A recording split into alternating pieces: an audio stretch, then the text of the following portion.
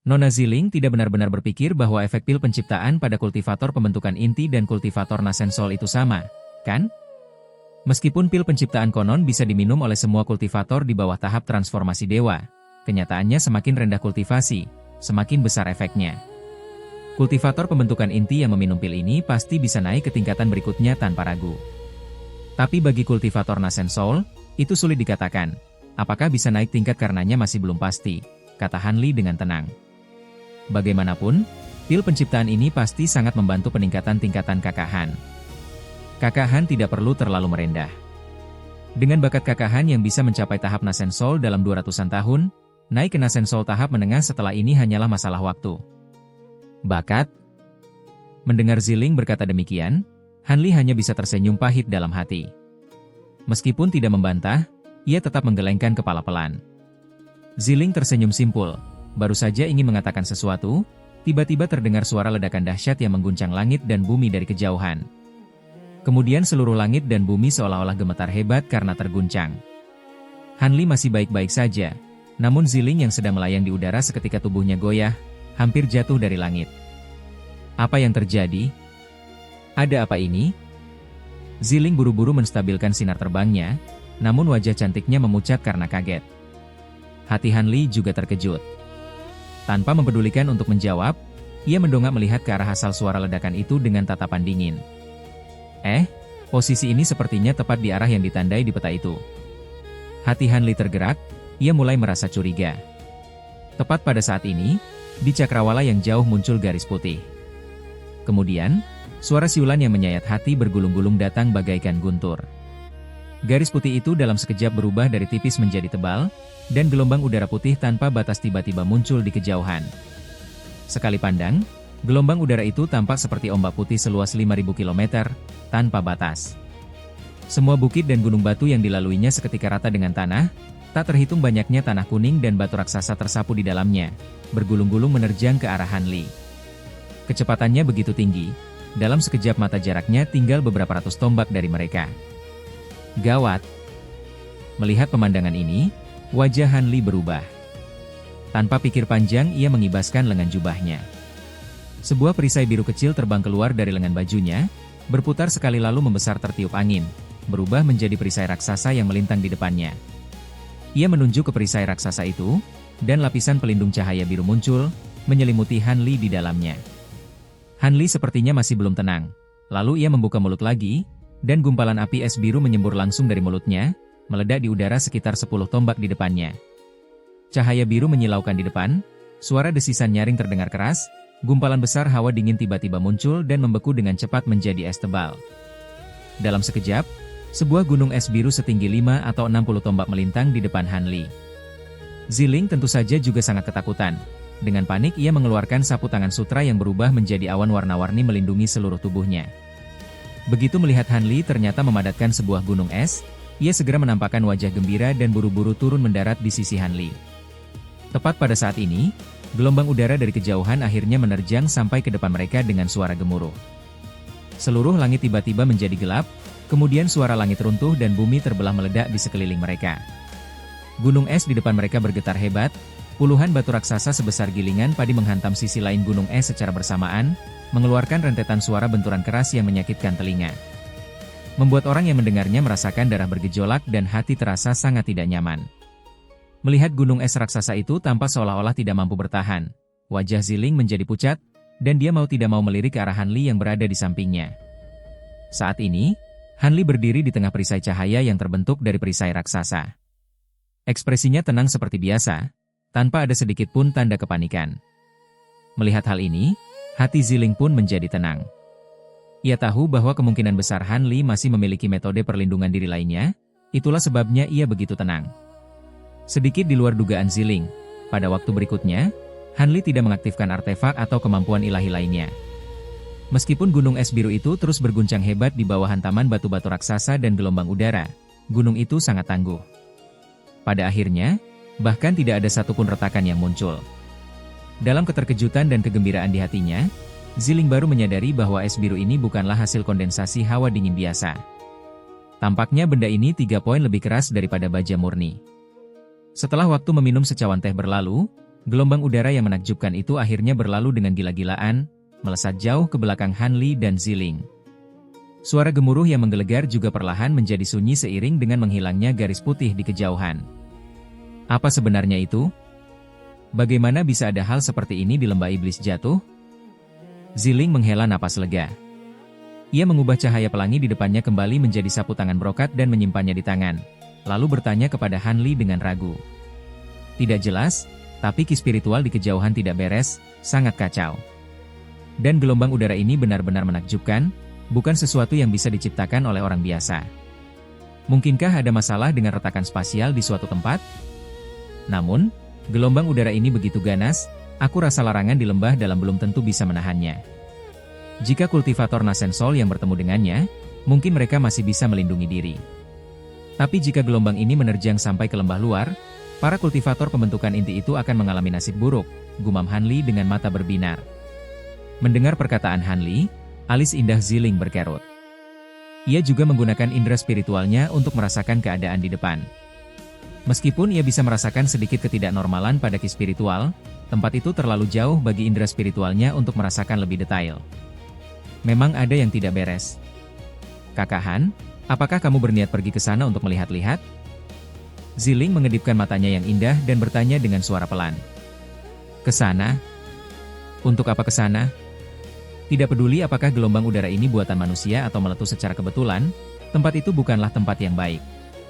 Meskipun aku sedikit penasaran, aku tidak ingin mencari masalah. Mari kembali lewat jalan semula. Lagi pula, sebagian besar tujuan perjalanan ke lembah ini sudah tercapai.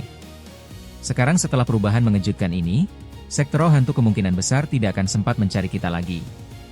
Ini adalah waktu yang tepat untuk meloloskan diri, kata Han Li perlahan setelah ragu sejenak, tampaknya sudah mengambil keputusan. Kemudian dia mengulurkan satu jari dan menunjuk ke arah perisai raksasa di depannya. Seketika, perisai cahaya di tubuhnya dengan cepat bubar dan menghilang. Perisai itu juga menyusut dengan cepat, berubah menjadi ukuran beberapa inci dan masuk ke dalam lengan bajunya. Adapun gunung es di depannya, Han Li mengulurkan telapak tangan dan menekan dinding es dengan lembut. Cahaya biru memancar hebat, dan gunung es itu menyusut serta meleleh dalam sekejap. Sesaat kemudian, bola api biru kecil yang persis sama seperti sebelumnya meresap ke dalam telapak tangannya. Melihat pemandangan ini, kilatan keterkejutan melintas di mata cerah Ziling. Han Li mengangkat telapak tangannya dan melihatnya, menunjukkan sedikit rasa puas di wajahnya. Teknik menarik kembali api es ke dalam tubuh ini adalah metode penggunaan api es yang baru saja ia sadari menggunakan sedikit pencerahan yang didapatnya di dalam ilusi.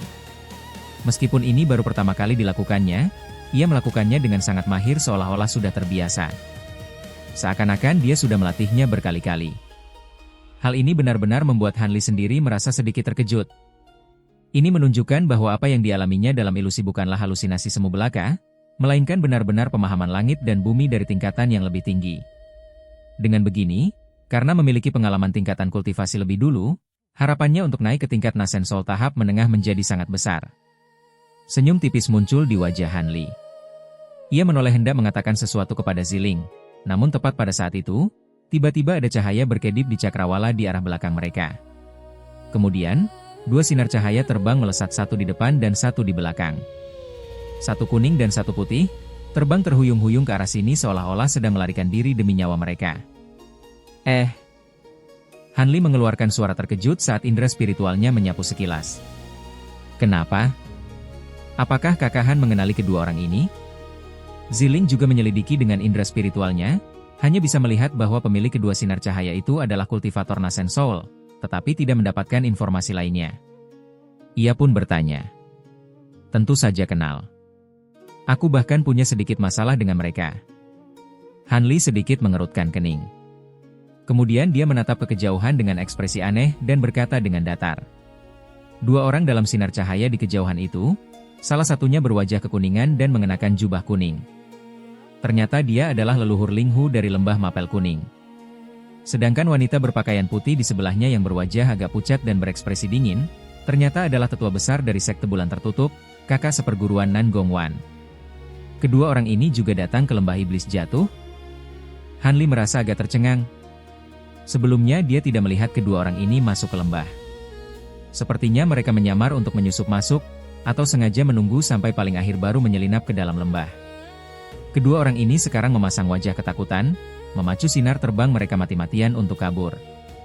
Padahal di belakang mereka jelas-jelas tidak ada orang, tetapi mereka tampak seolah-olah sedang dikejar oleh sesuatu yang mengerikan, tidak berani berhenti sesaat pun.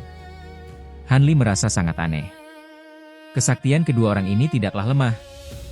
Leluhur Ling Hu adalah kultivator Nasen Soul tahap menengah, sementara kakak seperguruan Nan Gongwan juga memiliki teknik kultivasi dan pusaka yang sangat tajam.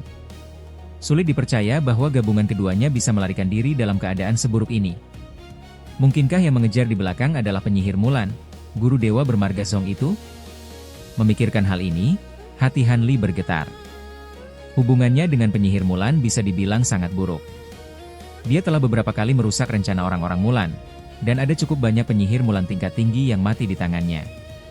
Jika bertemu dengan guru dewa bermarga Zong itu, orang itu mungkin akan menyerangnya tanpa ampun. Memikirkan hal ini, Han Li tidak berani ragu lagi. Sosoknya segera berkedip. Memanfaatkan saat kedua orang di kejauhan itu belum memperhatikan tempat ini, dia melesat ke samping Ziling. Sebelum wanita itu sempat membuka mulut karena terkejut, Han Li sudah membuat segel tangan. Cahaya spiritual di tubuhnya berkedip, dan kabut hijau tiba-tiba muncul di atas kepala mereka berdua, turun menyelimuti dengan lembut. Sosok Han Li dan Ziling memudar dalam cahaya hijau, seketika menghilang tanpa jejak, menyembunyikan diri mereka. Tepat pada saat ini, dua sinar cahaya di kejauhan baru saja mendekati puncak bukit tempat Han Li berada. Wajah leluhur Ling Hu yang berwarna hijau kelabu terlihat jelas oleh Han Li yang bersembunyi. Tiba-tiba mata Han Li berkedip, menatap tajam ke suatu titik sekitar 100 tombak di belakang kedua orang itu. Matanya menyipit. Kalian mau lari kemana? Wah, bahkan teman pun ditinggalkan. Ceka-ceka, kultivasi kalian berdua lumayan, jiwa utama kalian sangat padat, cocok sekali untuk menjadi suplemen bagi yang mulia ini. Bagaimana mungkin yang mulia ini membiarkan kalian lari? Kali ini tidak akan ada kejutan lagi. Sebaiknya kalian berdua menyerah saja dengan patuh. Tawa gila yang tak terkendali ini terdengar tanpa ada niat menahan diri sedikit pun. Setelah beberapa kalimat pendek itu terucap, langit di sekitarnya berdengung, dan para kultivator dalam radius belasan kilometer bisa mendengarnya dengan sangat jelas. Kemudian di tempat yang ditatap Han Li, di suatu titik di belakang dua sinar cahaya itu, tiba-tiba cahaya hitam berkedip, dan seberkas sinar hitam muncul secara aneh. Begitu sinar hitam ini muncul, ia melayang tak tentu arah, berkedip antara terlihat dan tidak. Namun setiap kali berkedip, jaraknya dengan sinar terbang di depannya memendek secara aneh. Sesaat kemudian, sinar hitam itu hanya berjarak 50 atau 60 tombak dari leluhur Ling Hu dan rekannya. Saat sosok manusia samar-samar muncul dalam sinar hitam itu, meskipun sangat kabur, Han Li buru-buru memusatkan perhatian untuk melihatnya. Entah teknik rahasia apa yang digunakan sinar hitam ini, bahkan dengan tingkat kultivasinya, Han Li tidak bisa menembusnya dengan indera spiritual, hanya bisa melihat samar-samar dari luar. Namun sosok orang ini cukup familiar bagi Han Li. Setelah berpikir sejenak, dia mengenali orang ini, dan hatinya sangat terkejut. Nan Long Hou? Bagaimana dia bisa ada di sini? Dan kenapa dia berubah menjadi rupa seperti ini? Hati Han Li dipenuhi keterkejutan dan kecurigaan. Orang ini tepatnya adalah Nan Long Hou yang telah teribliskan. Meskipun Han Li tidak tahu bahwa tubuh lawan telah dirasuki oleh jiwa iblis dan bukan lagi Nan Long Hou yang asli, tetapi melihat ki iblis yang menjulang ke langit dari tubuh lawan, dan dia berani mengejar leluhur Ling Hu serta tetua besar sekte bulan tertutup sendirian, Han Li tentu tahu ada sesuatu yang aneh, jadi dia tidak bertindak gegabah. Saat ini, sinar hitam yang dikendarai Nan Long Hou terlihat hanya berjarak 30 tombak lagi dari dua orang di depannya. Mulutnya mengeluarkan tawa aneh yang menyeramkan. Terdengar suara letupan pelan, sinar hitam itu ternyata langsung meledak. Gumpalan ki iblis yang hitam pekat seperti tinta muncul dari udara kosong, langsung membungkusnya di dalam. Kemudian cahaya hitam berkedip liar beberapa kali, dan Nan Long Hou seketika menghilang di dalam kabut hitam itu. Leluhur Ling Hu dan wanita berbaju putih itu senantiasa memperhatikan gerak-gerik Nan Long Hou. Begitu melihatnya menghilang secara aneh, wajah kedua orang itu berubah drastis. Secara serempak mereka menghentikan sinar terbang mereka. Masing-masing mengangkat tangan. Sebuah cermin kuno hitam legam dan sebuah rui kuning terbang keluar bersamaan, masing-masing berubah menjadi bola cahaya spiritual yang melindungi mereka di dalamnya. Dan tidak jauh di depan mereka berdua, cahaya hitam berkedip. Ki iblis hitam pekat menyembur keluar tanpa peringatan, seketika memenuhi area seluas lebih dari 10 tombak. Sosok Nan Long Ho pun muncul berkedip-kedip di dalam kabut hitam itu. Kalian jelas tahu bukan lawan saya, tapi masih bersikeras melawan, benar-benar bodoh. Nan Long Ho berkata sambil menyeringai di dalam kabut hitam, lalu mengangkat tangannya dan melambaikannya dengan santai. Terdengar suara benturan yang keras, seolah-olah sebuah tangan raksasa tak terlihat menghantam perisai cahaya yang dibentuk oleh cermin pusaka wanita berbaju putih itu. Seketika, orang beserta cerminnya terlempar mundur sejauh 7 atau 8 tombak. Dia terhuyung-huyung sebelum nyaris bisa menstabilkan sosoknya. Raut wajah leluhur Linghu yang tadinya sudah hijau pucat, kini menjadi semakin muram. Kau sebenarnya makhluk apa? Tidak hanya merasuki tubuh rekan Dao Nanlong, tapi juga berani menelan jiwa utama dan nasen soul kami para kultivator. Apakah kau benar-benar berpikir bisa menjadi lawan bagi seluruh kultivator yang masuk ke lembah ini? Kultivator yang masuk ke lembah iblis jatuh kali ini, yang tingkat nasen soul ke atas saja ada puluhan orang. Tidak peduli seberapa hebatnya kau pasti akan mati. Leluhur Linghu tiba-tiba berteriak dengan keras. Puluhan? Hehe. Bagus sekali. Tadinya aku kira di lembah ini hanya ada beberapa kultivator manusia seperti kalian. Karena ada begitu banyak nasen soul untuk dimangsa oleh Yang Mulia ini, maka Yang Mulia ini tidak perlu buru-buru mencari kembali tubuh asli.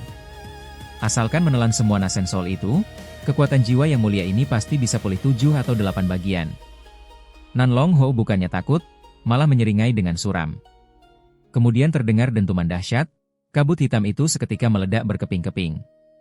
Selanjutnya, sesosok bayangan hitam yang membawa serangkaian bayangan sisa melesat keluar dari kabut hitam, langsung menerjang ke arah leluhur Linghu. Wajah leluhur Linghu berubah. Tanpa sempat berpikir panjang, ia menunjuk Rui Gioknya, dan seketika perisai pelindungnya menebal 3 poin. Pada saat yang sama, ia membuka mulutnya, dan sebuah segel persegi kecil menyembur keluar, berubah menjadi bola cahaya hijau di tengah pendaran cahaya, langsung menyongsong serangan itu. Terdengar suara hantaman keras. Nan Long Ho itu tertawa dingin dan tanpa ragu melayangkan tinjunya ke arah segel giok tersebut. Cahaya hitam dan hijau saling berjalin, namun di antara penyusutan dan pengembangan Ki Iblis, cahaya hijau itu hancur berkeping-keping. Segel giok itu terlempar kembali dengan diiringi desingan angin, berbalik menghantam leluhur Linghu dengan keras. Leluhur Linghu terkejut. Ia buru-buru membuat segel tangan, melontarkan serangkaian mantra, barulah segel giok yang melesat ke depan perisainya bisa berhenti. Namun karena penundaan sesaat ini, sebuah tinju hitam lega muncul secara aneh di depan perisai dan menghantam dengan ganas. Perisai itu bergetar hebat. Leluhur Linghu hanya merasakan kekuatan raksasa datang dari depannya, dan seketika ia beserta perisainya terlempar miring. Namun leluhur Linghu memang layak disebut monster tua yang telah hidup hampir 1000 tahun dan sangat berpengalaman dalam bertarung. Sebelum terlempar keluar, ia sempat mengibaskan lengan bajunya, dan sebilah pisau terbang merah api melesat keluar lebih dulu, langsung menebas ke arah Nan Long Ho yang baru saja menampakkan sosoknya. Wajah Nan Long Ho yang penuh dengan Ki Iblis menyeringai. Melihat pisau terbang itu berubah menjadi pelangi yang mengejutkan dan tiba di atas kepalanya, ia sama sekali tidak berniat menghindar. Sebaliknya, ia menarik napas dalam-dalam, lalu membuka mulutnya ke arah pisau terbang di atasnya, menyemburkan seberkas api iblis berwarna hitam merah. Begitu pisau terbang itu menebas masuk ke dalam api hitam merah, pisau itu seketika terbungkus dan terjerat oleh api iblis tersebut. Cahaya spiritual merah pada pisau terbang itu hanya berkedip meratap beberapa kali sebelum ditelan habis tanpa sisa. Seketika pisau itu kehilangan spiritualitasnya, berubah menjadi sepotong besi biasa dan jatuh ke bawah. Melihat pemandangan ini, leluhur Linghu sangat terkejut. Pisau terbang ini terlihat biasa saja, tetapi sebenarnya adalah pisau pusaka pemecah kejahatan yang terkenal di dunia kultivasi Tianan. Itu adalah pusaka yang ia dapatkan dengan susah payah bertahun-tahun yang lalu, dan memiliki efek khusus untuk menghancurkan kejahatan terhadap roh jahat dan hantu. Nan Long Ho di depannya jelas dirasuki oleh semacam roh jahat yang kuat. Karena itulah ia melontarkan pisau ini secara tiba-tiba. Meskipun ia tidak berharap pusaka ini bisa membunuh lawan dengan mudah, namun melihatnya dihancurkan begitu saja dengan santai oleh lawan, benar-benar membuatnya ngeri. Saat leluhur Linghu pucat pasi karena terkejut, Nan Long Ho yang teribliskan itu tidak menunggu tubuhnya stabil kembali. Dia seolah-olah meregangkan tubuhnya di tempat. Terdengar desisan pelan, dan tubuhnya tiba-tiba menjadi seperti ular piton. Seketika menjadi panjang dan tipis. Bagian atas tubuhnya hanya melesat sedikit, dan secara sangat aneh tiba-tiba sudah berada di depan leluhur Linghu. Ia kembali melayangkan tinjunya. Leluhur Linghu kembali terlempar. Begitu Nan Longhou bergerak, ia kembali berkedip secara aneh ke bawah leluhur Linghu, dan kembali melayangkan tinju yang sama persis. Dalam sekejap, leluhur Linghu tidak mampu menahan diri dan dipukuli terus-menerus seperti karung pasir. Rui Giok itu benar-benar sebuah pusaka kuno pertahanan tingkat atas. Meskipun perisai cahaya hijau zamrud itu berkedip-kedip tak henti, di bawah hantaman kekuatan raksasa seperti itu, untuk sementara waktu ia masih belum hancur. Hal ini membuat Nan Longhou mengeluarkan suara terkejut, tetapi serangan tangannya tidak berhenti sedikit pun. Satu tinju menyusul tinju lainnya, tanpa jeda sedikit pun. Saat ini hati leluhur Linghu sangat ketakutan. Dia sekarang seperti Lu Weing waktu itu. Setiap kali terkena pukulan, kekuatan spiritual yang baru saja dikumpulkannya di tubuh akan terpencar sebagian besar. Memiliki kesaktian namun sama sekali tidak memiliki kekuatan untuk membalas. Setelah belasan pukulan mendarat bertubi-tubi, perisai yang dilepaskan Rui Giok itu akhirnya mulai berubah bentuk dan berkedip di bawah serangan cepat itu. Jantung leluhur Linghu berdegup kencang dan langsung tenggelam. Melihat ini, Nan Longhou menunjukkan senyum sinis di wajahnya.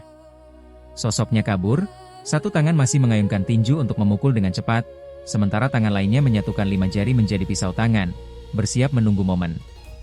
Jelas dia berniat memberikan serangan mematikan kepada leluhur Linghu begitu perisainya hancur. Wajah leluhur Linghu menjadi sangat pucat abu-abu.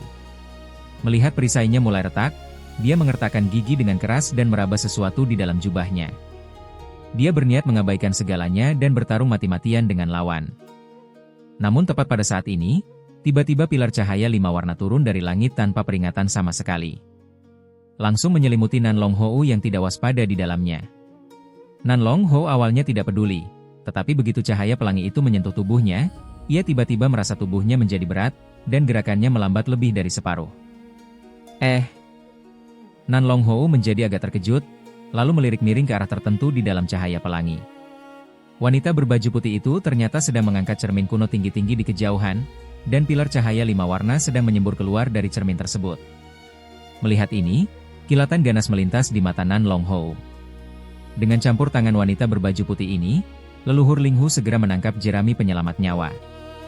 Dengan sangat gembira dia melepaskan benda di dalam jubahnya, dan memanfaatkan momen saat serangan lawan melambat, dia tiba-tiba mengerahkan kekuatan sihirnya, berubah menjadi pelangi yang mengejutkan untuk meloloskan diri. Dalam sekejap mata, dia terbang dan mendarat di samping wanita berbaju putih itu. Leluhur Linghu tidak sempat mengucapkan terima kasih. Pertama-tama dia menggosok kedua tangannya, lalu mengangkat kedua tangannya bersamaan. Belasan jimat merah menyala melesat dari tangannya, langsung menuju Nan Longhou yang masih terperangkap dalam pilar cahaya 5 warna. Jimat-jimat ini seketika tiba di atas kepala Nan Longhou. Di bawah kendali mantra leluhur Linghu, jimat-jimat itu meledak satu persatu. Suara gemuruh terdengar tak henti-hentinya. Area luas api petir merah menyala muncul dan jatuh menekan ke bawah. Nan Longhou hanya sempat melepaskan semburan ki hitam untuk melindungi seluruh tubuhnya sebelum tenggelam di dalam api petir tersebut.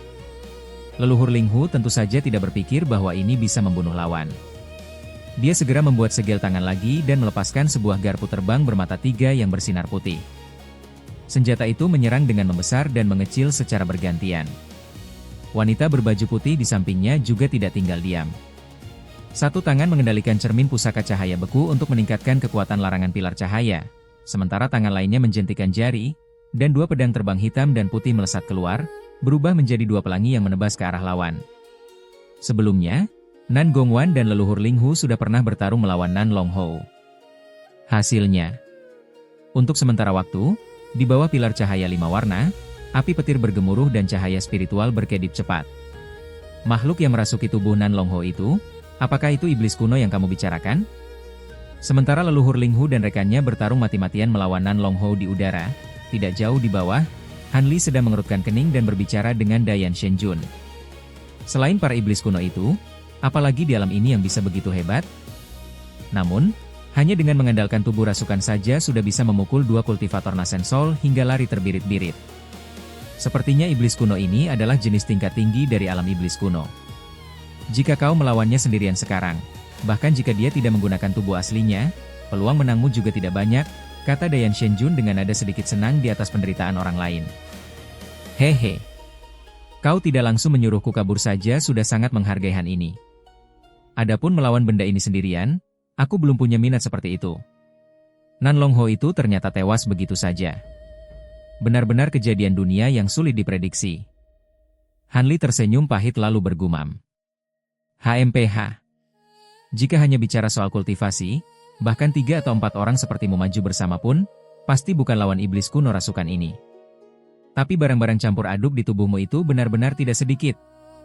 Ditambah lagi kau punya petir dewa penolak iblis. Meskipun tidak mungkin menjadi lawan iblis kuno ini, tapi untuk kabur seharusnya tidak ada masalah. Dayan Shenjun mendengus dingin, suaranya terdengar agak aneh. Han Li tersenyum tipis. Tepat saat dia ingin mengatakan sesuatu lagi, suara Ziling terdengar di sampingnya. Kakak Han, sekarang bagaimana baiknya? Apakah kamu berniat turun tangan? Ziling terdiam karena terkejut sejak Nan Longho yang teribliskan itu muncul. Sekarang melihat ekspresi Han Li yang agak aneh, dia akhirnya tidak tahan untuk bertanya. Keganasan Nan Longho ini benar-benar membuat wanita ini merasa jantungnya berdebar ketakutan. Mendengar perkataan Ziling, Han Li tersenyum. Tepat saat dia ingin menjawab, tiba-tiba wajahnya berubah drastis. Dia mengangkat satu tangan dengan cepat, dan hamparan cahaya hijau melesat keluar, seketika menggulung wanita itu dan menariknya masuk ke dalam pelukannya dengan paksa. Kemudian dia berubah menjadi pelangi hijau yang melesat ke langit, dan dalam sekejap mata sudah sampai di udara. Cahaya hijau meredup, Han Li muncul kembali dengan setengah memeluk Ziling, dan menatap ke bawah dengan wajah serius. Wajah Ziling sedikit memerah saat dia buru-buru melepaskan diri dari pelukan Han Li, dan ikut melihat ke bawah dengan rasa curiga dan terkejut. Terlihat di tempat mereka berdiri tadi, sesosok bayangan hitam berdiri di sana, sedang mendongak menatap mereka dengan dingin. Ternyata itu adalah Nan Longho yang tak kapan muncul di sana. Dia tadi berniat menyelinap ke bawah untuk melakukan serangan diam-diam. Untunglah Han Li secara tidak sengaja memindai dengan mata roh Mingking. Jika tidak, mungkin saja serangan lawan itu akan berhasil. Ziling menarik napas dingin, dan buru-buru melihat ke arah lain. Terlihat di sana, di bawah pilar cahaya 5 warna, masih ada gumpalan ki hitam yang berkedip samar-samar di dalam api petir, dan masih ada sosok manusia yang berkedip di dalamnya. Jelas itu adalah Nan Longho yang lain. Leluhur Linghu melihat dari jauh bahwa Han Li membawa seorang kultivator wanita yang cantik jelita tiba-tiba muncul di udara dekat situ. Awalnya dia terkejut, lalu wajahnya menunjukkan kegembiraan besar. Namun saat matanya menyapu ke bawah dan melihat ada satu lagi Nan Longho di sana, dia seketika terlonjak kaget. Dia buru-buru memanggil wanita berbaju putih itu dengan kaget dan curiga, serta memperlambat serangan di tangannya. Saat ini, Nan Longho di bawah pilar cahaya 5 warna menatap kedua orang itu tanpa ekspresi, lalu tiba-tiba berubah menjadi gumpalan asap hitam dan menghilang begitu saja di udara. Ternyata itu hanyalah sebuah jelmaan sementara. Leluhur Linghu dan wanita berbaju putih saling berpandangan, dan keduanya melihat ketakutan yang mendalam di mata masing-masing. Menciptakan sebuah jelmaan ilusi tidaklah sulit, tetapi bisa menipu indera spiritual 2 kultivator Nasen Soul seperti mereka. Ini benar-benar terlalu menakutkan. Perlu diketahui, mereka berdua tadi terus menatap Nan Longho di dalam ki hitam itu tanpa berkedip sedikit pun. Namun lawan masih bisa melakukan teknik melepaskan diri tanpa disadari oleh dewa maupun hantu. Jika lawan tidak berniat menyergap Han Li yang bersembunyi di samping, melainkan menyerang mereka, kemungkinan besar salah satu dari mereka sudah menjadi korban tangan beracunnya. Rekan Daohan, tak kusangka kau juga ada di sini. Ini bagus sekali. Iblis ini benar-benar hebat. Kita bertiga harus bergabung melawan iblis ini agar bisa melindungi diri, teriak leluhur Linghu dengan lantang. Mendengar ini, hati Han Li terasa pahit. Awalnya dia mengira teknik penyembunyiannya cukup ajaib, bahkan kultivator Nasen Soul tahap akhir pun belum tentu bisa menyadarinya, jadi dia bersembunyi dengan tenang di samping, berniat menyelinap pergi setelah beberapa saat. Tapi siapa sangka iblis kuno ini tidak hanya menemukannya, tetapi juga berpura-pura tidak tahu dan melakukan serangan diam-diam padanya. Hampir saja dia menjadi korban. Sepertinya pertempuran ini mau tidak mau harus dihadapi. Han Li mengangguk pada leluhur Linghu, lalu tiba-tiba menoleh dan berkata datar kepada Ziling. Kultivasimu terlalu rendah, kamu tidak akan bisa membantu di sini, malah mungkin akan kehilangan nyawa. Tinggalkan tempat ini dulu. Tenang saja. Sekarang ada kami di sini yang menahan makhluk ini, dia tidak akan menyerangmu. Dia dan Ziling bagaimanapun juga memiliki sedikit hubungan pertemanan, jadi dia memintanya pergi lebih dulu. Kalau tidak, saat pertarungan dimulai nanti, dia tidak akan bisa mempedulikan wanita ini. Mendengar ini, Ziling awalnya terpaku. Setelah ragu sejenak, dia mengangguk dengan patuh. Karena rekan daohan berkata demikian, maka wanita kecil ini akan pergi dulu. "Kakak Han, jagalah dirimu baik-baik," kata Ziling pelan. Kemudian dia melihat ke arah Nan Longhou di bawah, lalu menatap tajam ke arah leluhur Linghu, sebelum akhirnya berubah menjadi pelangi yang membelah angkasa dan terbang pergi. Nan Longhou di bawah sana entah merasa kultivasi Ziling terlalu dangkal sehingga tidak layak diserang, atau memang merasa agak kewalahan menghadapi 3 orang termasuk Han Li. Dia hanya menatap dingin ke arah Ziling yang menjauh, lalu mengalihkan pandangannya kembali menatap tajam ke arah Han Li. Melihat tatapan lawan yang tidak bersahabat, wajah Han Li tenggelam dan dia mengangkat satu tangannya.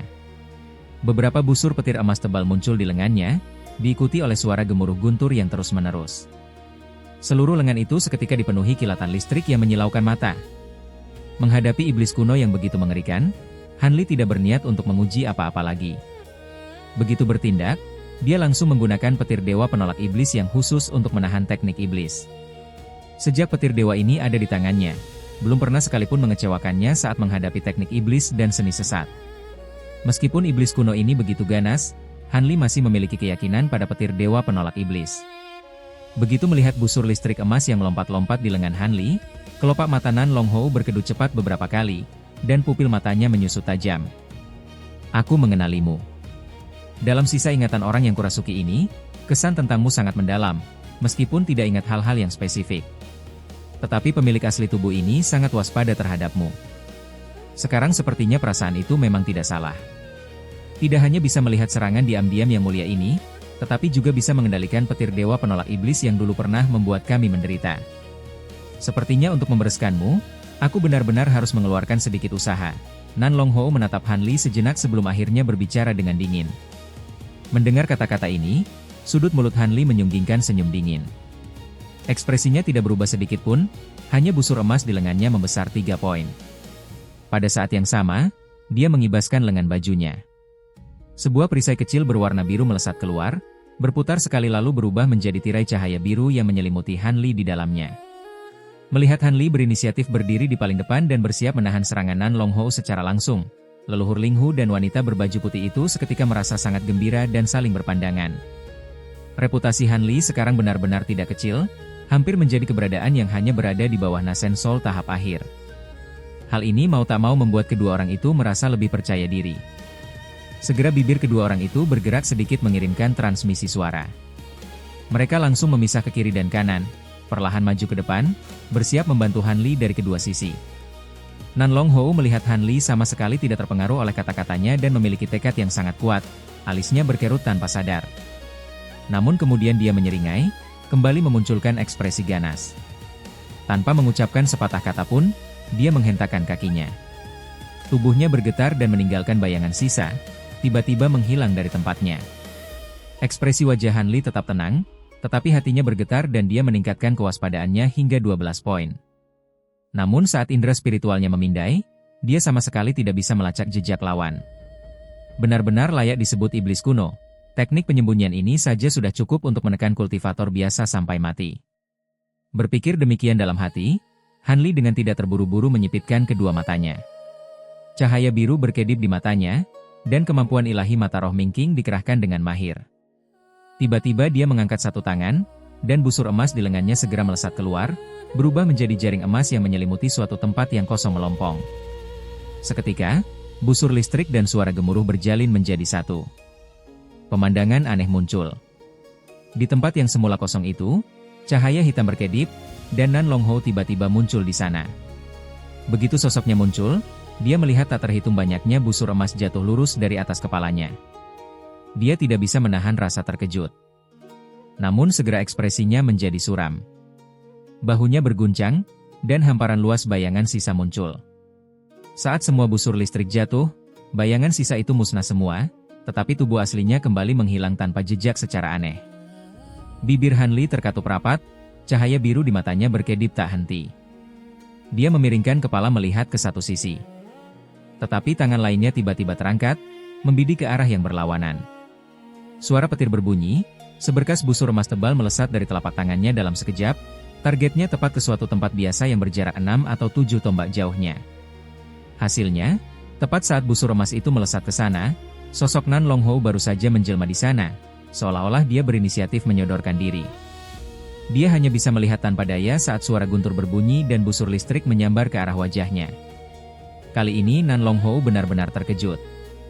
Sekali mungkin bisa dibilang keberuntungan, tetapi 2 kali berturut-turut bisa menemukannya dengan akurat, ini jelas bukan kebetulan. Lawan benar-benar bisa melihat jejaknya. Kali ini, waktu serangan Han Li terlalu tepat. Melihat busur emas sudah mendekat, Nan Longhou tidak bisa menghindar lagi. Dia hanya bisa menaikkan alisnya tajam dan membuka mulutnya, menyemburkan bola api iblis hitam merah yang langsung bertabrakan dengan busur emas tersebut. Terdengar suara letupan ringan. Setelah api dan busur emas itu berkilat, keduanya seolah-olah air dan api yang saling memusnahkan, berubah menjadi asap hijau dan menghilang bersamaan.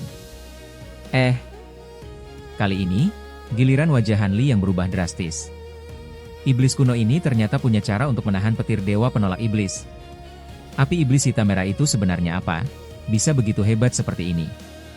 Namun karena ketelitiannya, Han Li juga memperhatikan sesuatu. Pada saat bola api iblis itu musnah, wajah Nan Longhou tanpa sengaja menjadi pucat, meskipun dalam sekejap mata sudah kembali normal. Jelas teknik api iblis itu bagi lawan bukanlah sesuatu yang biasa. Kemungkinan besar itu berhubungan dengan esensi sejati atau kekuatan jiwanya. Saat Han Li belum sempat memikirkan cara memanfaatkan hal ini, begitu Nan Longhou memusnahkan busur emas, tubuhnya tiba-tiba meregang ke depan. Seluruh orangnya menjadi seolah tanpa tulang dan memanjang secara aneh, seketika tiba di depan Han Li. Dia menyeringai sinis pada Han Li, lalu sepasang tinju yang terbungkus ki iblis menghantam dengan ganas. Ekspresi Han Li tidak kaget.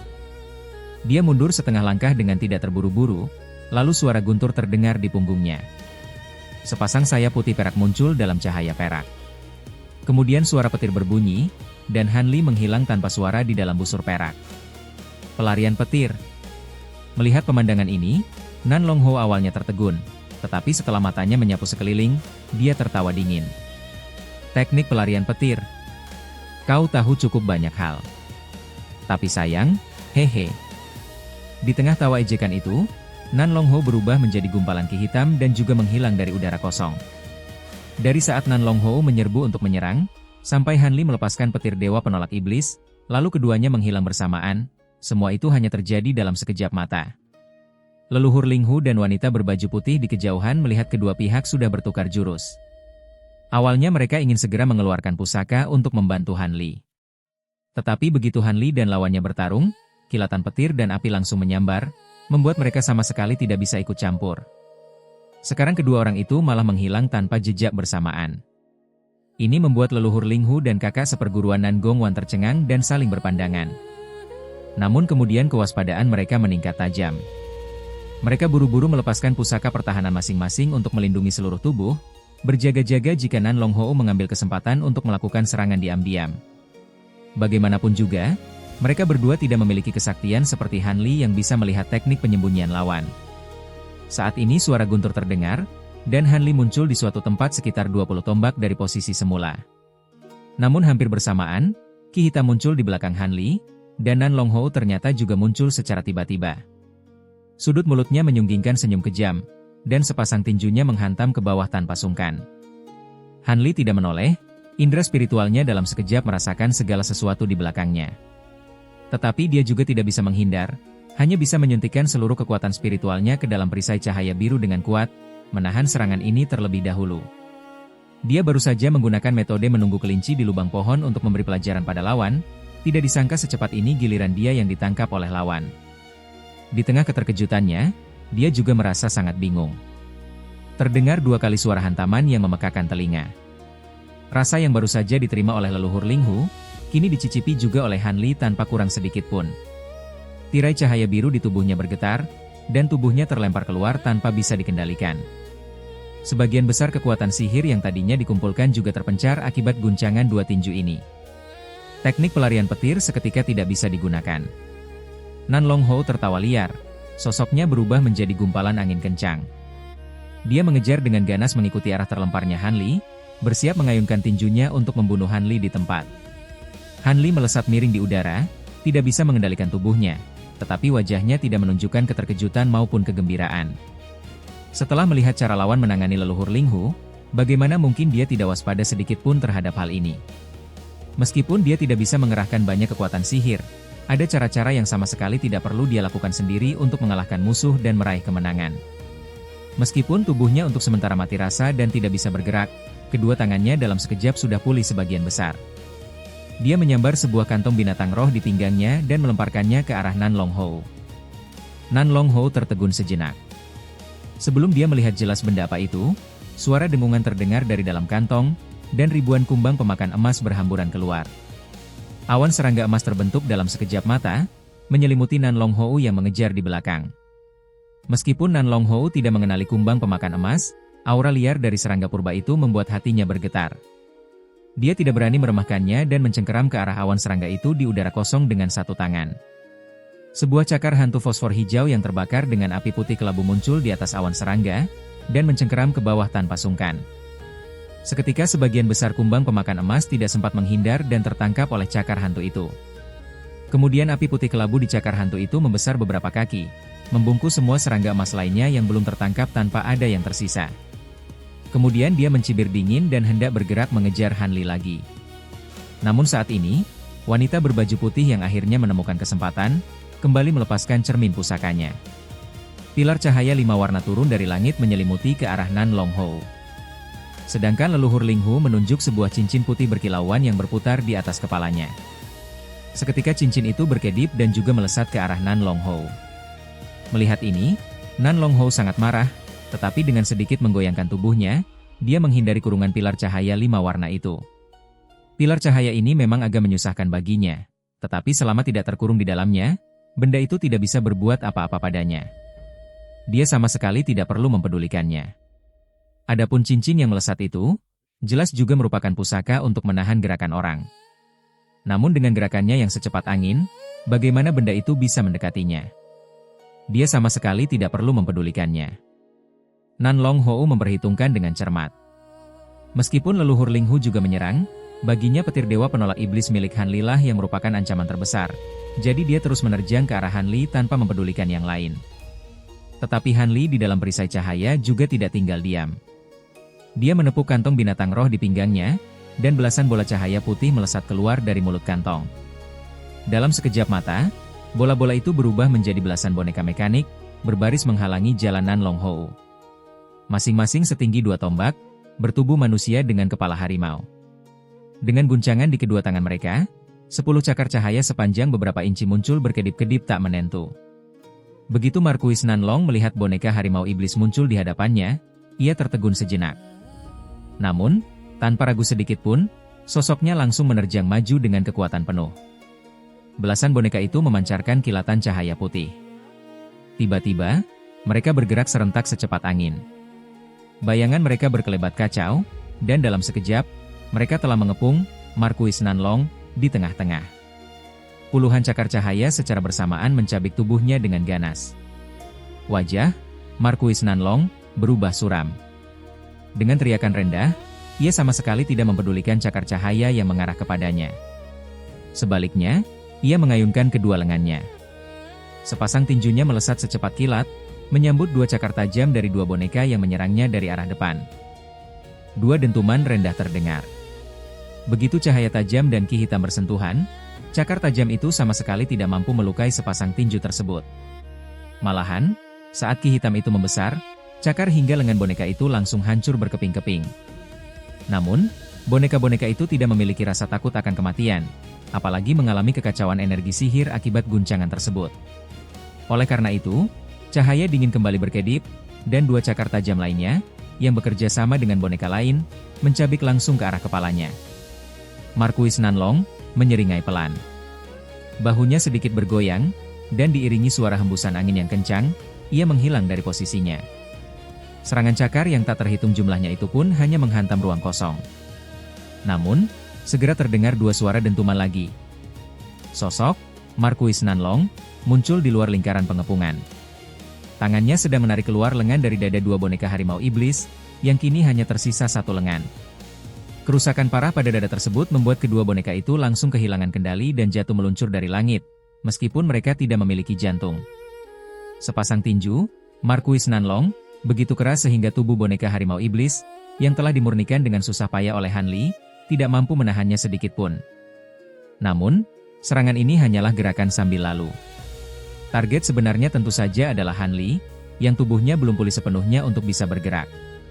Karena itu, setelah menghancurkan dua boneka dengan satu serangan, gerakannya tidak berhenti sama sekali. Tanpa menunggu boneka lain kembali mengepung, ia berkelebat dan tiba di hadapan Han Li, lalu melayangkan pukulan tanpa ragu. Di dalam tirai cahaya, Han Li masih belum bisa mengerahkan kekuatan sihirnya. Namun, melihat tinju lawan yang terbungkus ki iblis, wajahnya sama sekali tidak menunjukkan kepanikan. Sebaliknya, seulas ekspresi aneh justru muncul di wajahnya. Melihat pemandangan ini, Marquis Nanlong merasa curiga. Saat ia sedang memikirkan apa maksud ekspresi Han Li, terdengar rentetan ledakan tajam di belakang kepalanya, seolah-olah ada sesuatu yang tiba-tiba menyerang dari jarak yang sangat dekat. Marquis Nanlong terkejut. Tanpa sempat berpikir panjang, ia menarik tinjunya dan tiba-tiba menggoyangkan tubuhnya ke kiri dan ke kanan dengan gerakan yang aneh. Tiba-tiba, bayangan yang tak terhitung jumlahnya muncul, dan tubuh aslinya langsung menghilang tanpa jejak di antara bayangan-bayangan tersebut. Sementara itu, di tempat ia berdiri sebelumnya, cakar hijau yang tak terhitung jumlahnya turun dari udara kosong, mencabik-cabik bayangan-bayangan itu hingga hancur lebur dalam sekejap. Kemudian, cahaya hijau berkedip. Sesosok monster berbulu hijau dengan wajah mirip tengkorak muncul begitu saja di sana, menatap Marquis Nanlong dengan dingin tanpa mengeluarkan suara. Itu adalah mayat iblis Tianjue yang diam-diam dipanggil oleh Han Li dengan memanfaatkan perlindungan para boneka. Marquis Nanlong sebelumnya hanya terfokus pada boneka harimau iblis, sehingga ia lalai menyadari keberadaan mayat iblis yang bersembunyi di samping, dan hampir saja terkena serangan diam-diam. "Mayat pemurnian?" seru Marquis Nanlong dengan nada terkejut setelah melihat jelas wujud mayat iblis tersebut.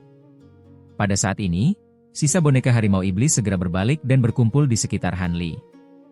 Han Li tiba-tiba mengangkat kedua tangannya secara bersamaan sambil merentangkan kelima jarinya. Satu tangannya memancarkan cahaya emas, dengan busur petir tebal yang melompat-lompat dan mengeluarkan suara guntur yang keras. Di telapak tangannya yang lain, cahaya ungu berkedip, dan segumpal kecil api ungu melayang tanpa suara. Setelah melakukan semua ini, Han Li menatap jiwa iblis itu dengan raut wajah datar. Melihat hal ini, Marquis Nanlong mendengus dingin. Ia tahu bahwa kekuatan sihir lawannya telah pulih dan bisa dikendalikan kembali, sehingga mendesak maju tidak akan ada gunanya lagi. Yang membuatnya waspada adalah lawan telah melepaskan begitu banyak petir dewa penolak iblis, namun tampaknya belum kehabisan energi. Fakta ini sungguh membuatnya tercengang. Jika ia tidak salah ingat, sebelum ia disegel pada masa lalu, sangat sedikit kultivator yang memiliki pusaka petir ini, meskipun petir dewa penolak iblis sangat berbahaya bagi para iblis kuno. Bahkan bagi mereka yang memilikinya, petir suci itu paling banyak hanya bisa dilepaskan 1 atau 2 kali sebelum energinya habis. Jika pusaka ini mudah didapat, mana mungkin para iblis kuno bisa tak tertandingi saat melintasi alam menuju alam manusia di masa lalu. Namun, orang di hadapannya ini tampaknya memiliki petir dewa penolak iblis yang tak ada habisnya di dalam tubuhnya, dan ia menggunakannya tanpa ragu sedikit pun. Ini benar-benar situasi yang merepotkan. Hal yang membuatnya lebih ragu adalah api ungu yang tiba-tiba muncul di tangan lawan. Api itu juga membuat hatinya bergetar. Meskipun ia tidak tahu jenis api apa itu, begitu melihatnya, ia langsung merasakan ancaman bahaya yang besar. Benda itu jelas bukan benda biasa. Adapun mengenai boneka-boneka mekanik itu, ia tidak terlalu mempedulikannya. Bagaimanapun juga, benda-benda itu hanya bisa memberinya sedikit kejutan jika ia sedang lengah. Dalam pertarungan yang sesungguhnya, boneka-boneka itu tidak akan memberikan dampak yang berarti. Bahkan aura mayat aneh itu, yang paling kuat hanya setara dengan tambahan satu musuh di tingkat Nasen Soul tahap awal, tidak cukup untuk ditakuti. Marquis Nanlong yang sedang dirasuki oleh jiwa iblis, setelah gagal menaklukkan lawan dalam serangan kilatnya, mau tidak mau mulai memikirkan strategi sejenak. Di sisi lain, leluhur Linghu dan wanita berpakaian putih bergumam dalam hati saat melihat Han Li dan Marquis Nanlong menunda pertarungan. Mereka tidak berani langsung memerintahkan pusaka kuno mereka untuk menyerang, melainkan membiarkan pilar cahaya 5 warna dan cincin itu bersiaga di atas Marquis Nanlong. Cincin misterius itu berdengung pelan sambil membesar dan mengecil secara bergantian. Tiba-tiba, terdengar suara ledakan dari satu sisi udara. Marquis Nanlong menoleh dengan raut terkejut. Terlihat gumpalan api abu-abu meledak tiba-tiba di udara, dan sekawanan awan serangga emas terbang keluar dari dalam api itu sambil berdengung, tanpa terluka sedikit pun. Setelah api itu padam, cakar hantu fosfor hijau yang semula berada di dalamnya telah menghilang tanpa jejak. Wajah Marquis Nanlong berubah, ekspresinya menjadi sangat suram. Begitu awan serangga emas itu terlepas, mereka segera melesat lurus menuju Han Li. Tak kusangka, kemampuanmu cukup banyak. Sepertinya hanya mengandalkan cara biasa untuk mengeluarkan Nasen Soul Emu akan sedikit merepotkan. Karena kondisinya begini, aku hanya perlu membunuhmu sekaligus untuk mencegah masalah di kemudian hari. Tubuh ini juga hanya dipakai sementara. Kalaupun harus hancur, itu bukan masalah, kata Marquis Nanlong, dengan ekspresi kejam setelah terdiam beberapa saat. Kemudian ia menarik napas dalam-dalam. Ki iblis hitam pekat tiba-tiba menyembur keluar dari tubuhnya, diiringi suara derak tulang patah yang aneh dari dalam dirinya. Sosoknya tiba-tiba bertambah tinggi beberapa kaki. Bagian belakang leher serta bahunya mulai menonjol dan menggembung, seolah-olah ada sesuatu yang meronta ingin keluar dari tubuhnya. Melihat pemandangan ini, Han Li tertegun sejenak, tetapi ia segera bereaksi dengan mengangkat kedua tangannya. Seketika, beberapa busur kilat emas di satu tangannya saling berjalin, berubah menjadi ular piton emas raksasa yang menerjang ke atas. Tangan lainnya melontarkan bola api ungu yang tampak biasa saja. Pada saat yang sama, Han Li mengeluarkan dengungan rendah dari mulutnya. Awan serangga emas yang baru saja kembali juga terbang melayang dari atas kepalanya. Sementara itu, para boneka harimau iblis dan mayat iblis Tianjue tetap bersiaga di tempat untuk mencegah serangan diam-diam dari lawan. Di sisi lain, leluhur Linghu dan wanita berpakaian putih tentu saja tidak akan membiarkan Marquis Nanlong merapal teknik kuatnya dengan leluasa. Sebelumnya, lawan hanya menggunakan kekuatan fisik saja sudah mampu membuat mereka lari terbirit-birit. Jika ditambah dengan teknik iblis yang aneh dan tidak diketahui, nyawa mereka akan kembali terancam. Setelah saling berpandangan, keduanya serentak merapal mantra dan menunjuk ke arah pusaka di udara. Pilar cahaya 5 warna meluncur turun lebih dulu, bahkan mencapai tubuh Marquis Nanlong lebih cepat daripada serangan Han Li. Cincin putih itu pun membesar secara gila-gilaan, berubah menjadi cincin raksasa berukuran 1 tombak, dan turun untuk menjeratnya. Jiwa iblis itu tidak bergeming menghadapi semua serangan ini. Ki hitam di tubuhnya tiba-tiba menenggelamkan sosoknya tepat saat pilar cahaya hendak mengenainya. Alhasil, begitu pilar cahaya 5 warna menyentuh Ki hitam, cahaya itu hanya berkedip lalu menghilang seketika, seolah-olah telah tertelan. Pada saat ini, busur emas dan bola api ungu milik Han Li, beserta cincin raksasa putih itu tiba secara bersamaan. Awan serangga emas sedikit tertinggal di belakang, tetapi menyusul dengan cepat. Kali ini, jiwa iblis tidak mau menerima serangan-serangan tersebut secara langsung. Dengan guncangan Ki hitam, ia melesat mundur dalam sekejap. Kecepatan terbangnya sungguh luar biasa. Semua serangan di bawah kendali Han Li dan rekan-rekannya mengejar tanpa henti. Seketika itu juga, terlihat gumpalan Ki hitam berukuran beberapa tombak melesat zigzag di udara, sementara di belakangnya ada ular piton emas, cincin raksasa, dan awan serangga yang memburu dengan ketat.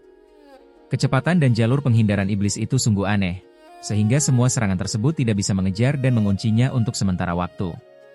Wanita berpakaian putih itu tidak rela melihat hal ini, ia kembali mengendalikan cermin pemadatan cahaya di tangannya. Pilar-pilar cahaya 5 warna terus menghujam secara bertubi-tubi. Namun, sama seperti sebelumnya, serangan itu tidak mampu mengikuti kelincahan gerakan Marquis Nanlong, dan semuanya meleset. Aksi kejar-kejaran ini berlangsung selama beberapa saat. Meskipun Han Li menggunakan indera spiritual untuk mengendalikan busur emas dan api ungu Ziluo, alisnya berkerut tajam dan wajahnya menjadi suram. Bocah, jika kau tidak punya teknik pembunuh mematikan lainnya, aku sarankan kau segera melarikan diri.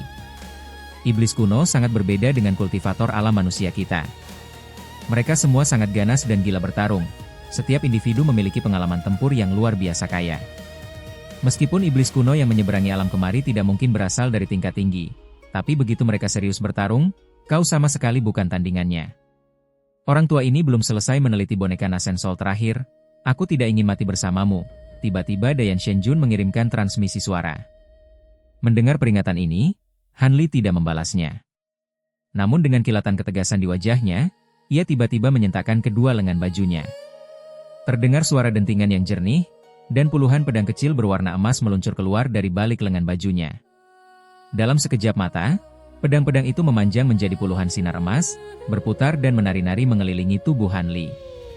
Dengan raut wajah datar, Hanli menembakkan beberapa segel mantra secara berturut-turut. Semua cahaya pedang itu bergetar, dan dalam sekejap membelah diri menjadi ratusan cahaya emas yang identik, memancarkan kilauan yang menyilaukan mata. Pergi. Hanli membentuk segel tangan dan berteriak rendah. Ratusan cahaya pedang itu berdengung serentak. Setelah berputar di sekelilingnya, pedang-pedang itu menghilang secara misterius dari tempatnya satu persatu. Hanya dalam kedipan mata, Hanli telah memasang formasi pedang daging di sekelilingnya. Formasi pedang. Ternyata kau masih menyembunyikan kartu as. Kalau begitu terserah kau saja. Anggap saja orang tua ini tidak mengatakan apa-apa tadi. Tapi, aku sangat penasaran, formasi pedang macam apa yang bisa membuatmu sebegitu percaya diri, seru Dayan Shenjun dengan nada kaget, yang segera diubah menjadi nada malas. Formasi pedang apa ini? Senior akan segera tahu.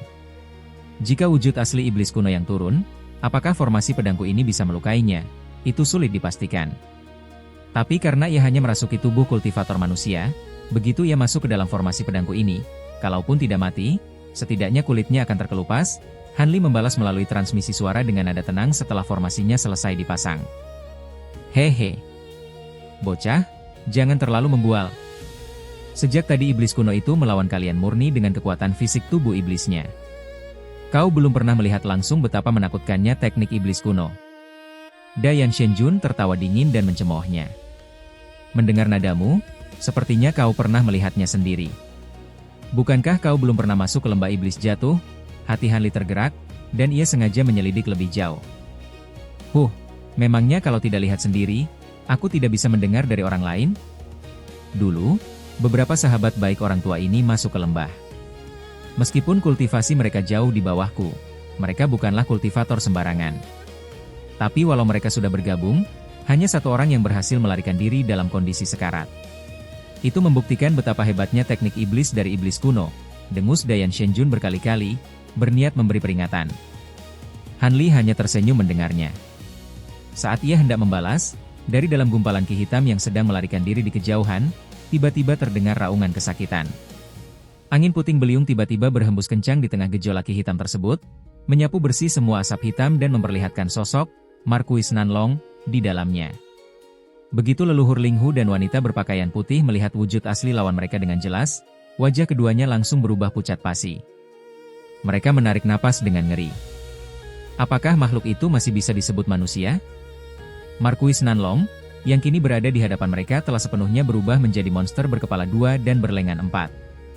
Di lehernya, terdapat dua kepala yang mengerikan, saling membelakangi dan berbeda ukuran. Di bahunya, tumbuh 4 lengan iblis yang sangat panjang hingga menjuntai melewati lutut, menghadap ke depan dan ke belakang. Wajah pada kepala bagian depan ditutupi oleh lempengan sisik ungu, dengan sebuah tanduk putih tumbuh di dahinya. Namun jika dilihat dari susunan alis, mata, dan hidungnya, wajah itu masih mempertahankan rupa aslinya. Sebaliknya, kepala yang sedikit lebih kecil yang menonjol keluar dari belakang lehernya, benar-benar berwujud iblis hantu yang menyeramkan.